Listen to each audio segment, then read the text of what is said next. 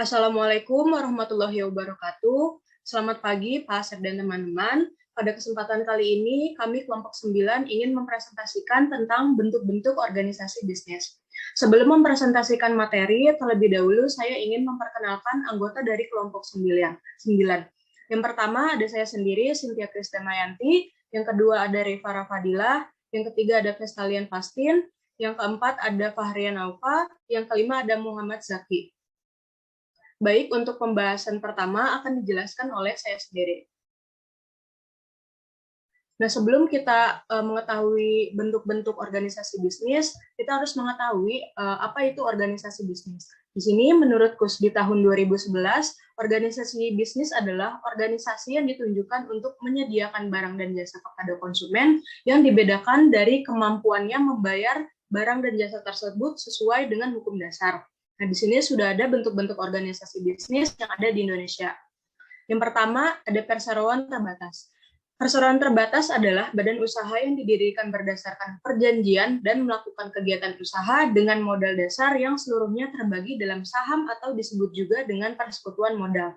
Nah, dari aspek legalitasnya, perusahaan berjenis perseroan terbatas adalah suatu badan usaha yang berbentuk badan hukum. Nah, ini sesuai dengan Undang-Undang Nomor 40 Tahun 2007 yang membahas mengenai perseroan terbatas. Nah, dari segi kepemilikan modal, perseroan terbatas luas dipegang dan dapat diperjualbelikan oleh masyarakat umum. PT didirikan oleh minimal 2 orang.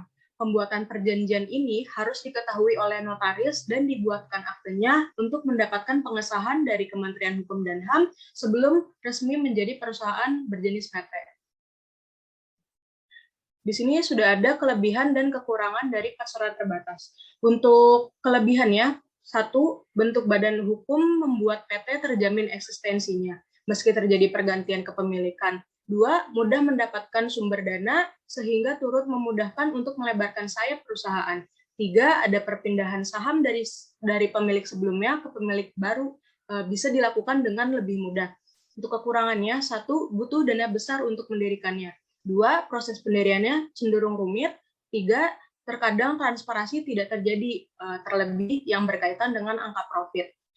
Nah, di sini ada juga contoh perseroan terbatas, ada PT Garuda, PT Angkasa Pura, PT Pertamina, dan lain-lain. Yang kedua ada koperasi. Definisi dari koperasi itu sendiri adalah suatu organisasi atau suatu bisnis yang didirikan oleh seseorang atau beberapa anggota untuk mencapai tujuan bersama dan untuk mencapai keuntungan bersama yang berlandaskan asas kekeluargaan. Legalitas, koperasi adalah badan usaha yang berbadan hukum. Kepemilikan modal. Modal koperasi terdiri dari modal sendiri, modal pinjaman, dan modal dari penyetoran anggota. Yang pertama, modal sendiri dapat berasal dari simpanan pokok, simpanan wajib, dana cadangan, dan hibah. Yang kedua, ada modal pinjaman dapat berasal dari anggota koperasi lainnya atau anggotanya, bank dan lembaga keuangan lainnya, dan sumber lain yang sah. Yang ketiga, modal penyetoran anggota dapat berbentuk simpanan pokok, simpanan wajib, simpanan sukarela. Ini ada kelebihan dan kekurangan dari koperasi. Kelebihannya yang pertama yaitu mengutamakan kepentingan anggota, meningkatkan kesejahteraan anggota bukan untuk mencari keuntungan, dan yang terakhir badan usaha yang sesuai dengan sikap bangsa Indonesia. Kekurangannya yaitu yang pertama, kurangnya kemampuan tenaga profesional dalam pengelolaan koperasi, konflik kepentingan, dan yang terakhir memiliki daya saing yang lemah. Contoh koperasi, yang pertama ada koperasi simpan pinjam unit desa, yang kedua koperasi serba usaha, dan yang ketiga koperasi pasar.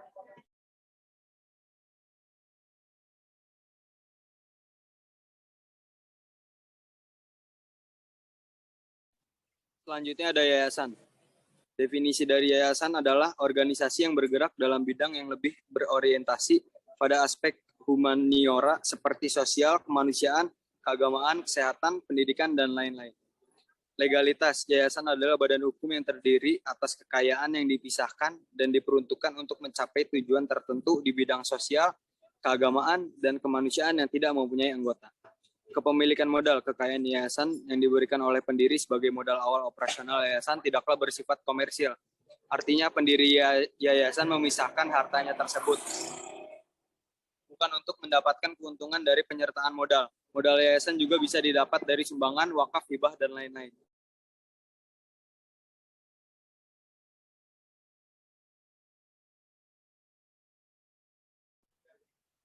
kelebihan dan kekurangan dari yayasan.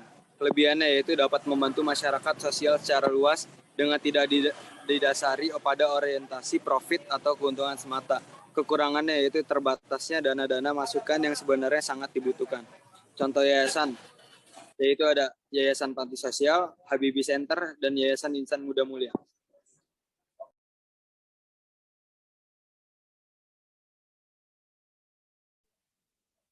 Perusahaan perseorangan. Definisi: suatu badan usaha yang dimiliki dan dikelola oleh pengusaha perorangan. Legalitas: perusahaan perseorangan masuk dalam kategori bukan badan hukum, karena kriteria usaha mikro antara lain adalah memiliki kekayaan bersih paling banyak 50 juta rupiah, tidak termasuk tanah dan bangunan tempat usaha, atau memiliki hasil penjualan tahunan paling banyak adalah 300 juta rupiah. Oleh karena itu, tidak tersedia ketentuan yang berkaitan dengan legalitas bentuk usaha. Kepemilikan modal. Perusahaan perseorangan ini modalnya dimiliki oleh satu orang, di mana seorang pengusaha tersebut langsung bertindak sebagai pengelola dan kadangkala dibantu oleh beberapa orang pekerja.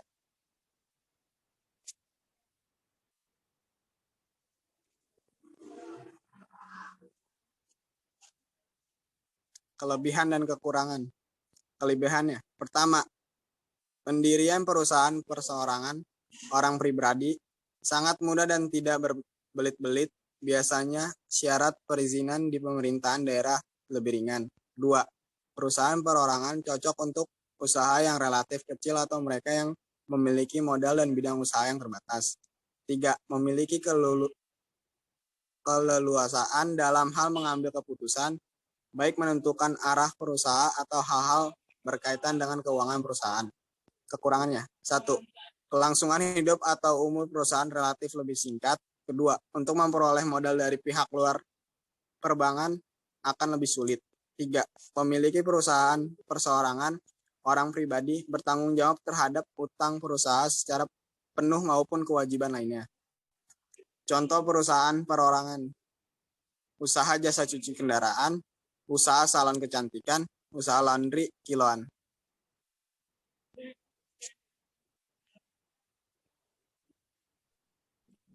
Yang kelima itu ada firma. Definisi firma adalah suatu bentuk persekutuan antara dua orang atau lebih untuk menjalankan badan usaha di bawah suatu nama yang digunakan bersama. Legalitas itu adalah firma bukan merupakan badan hukum. Firma diatur sebagai badan usaha yang dibentuk berdasarkan persekutuan, bukan sebagai badan hukum menurut undang-undang. Dan kepemilikan modal, bentuk badan usaha swasta ini berasal dari setoran setiap orang yang terikat dalam kesepakatan pendiriannya. Besar kecilnya bagian, modal setiap anggota ditetapkan berdasarkan kesepakatan bersama.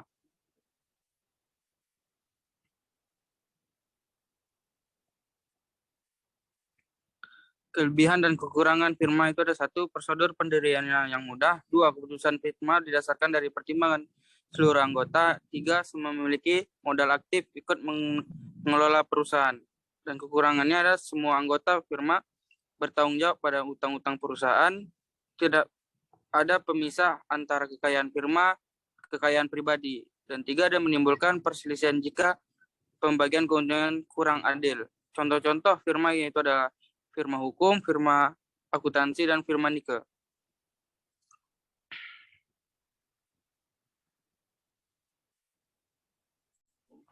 Persekutuan komanditer.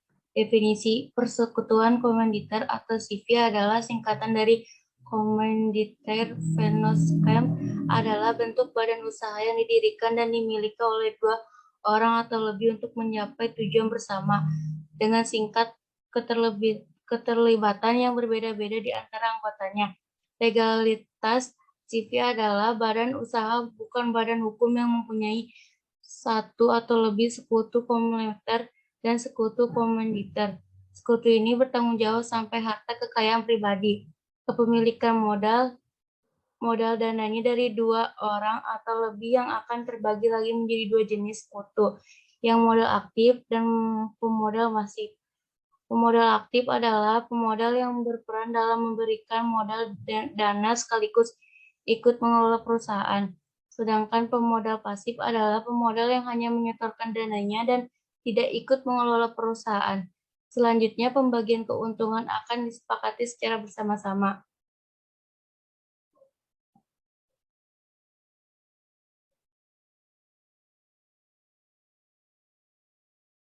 Kelebihan kekurangannya yaitu kelebihan 1. Relatif mudah mendirikannya, 2. Terdapat kemungkinan mengumpulkan modal lebih besar, 3. Kemungkinan diadakan spesialisasi dalam pengelolaan, 4. Pemilik termotivasi untuk bekerja keras. Kekurangannya yaitu 1. Setiap anggota aktif yang ada pada perusahaan CV mempunyai tanggung jawab yang tidak terbatas, 2. Tidak menentunya kelangsungan hidup pada perusahaan CV, 3. Sulitnya menarik modal atau dana yang sudah disetorkan, 4. Rentan terjadi konflik di antara pemodal. Contoh persekutuan komoditor yaitu CV Catering Ibu Surabaya, CV Industri Kreatif Mediun, CV Anggrindo Farm and Food. Dan pemaparan materi dari kelompok 9, jika ada kekurangan mohon dimaafkan. Sekian, terima kasih. Wassalamualaikum warahmatullahi wabarakatuh.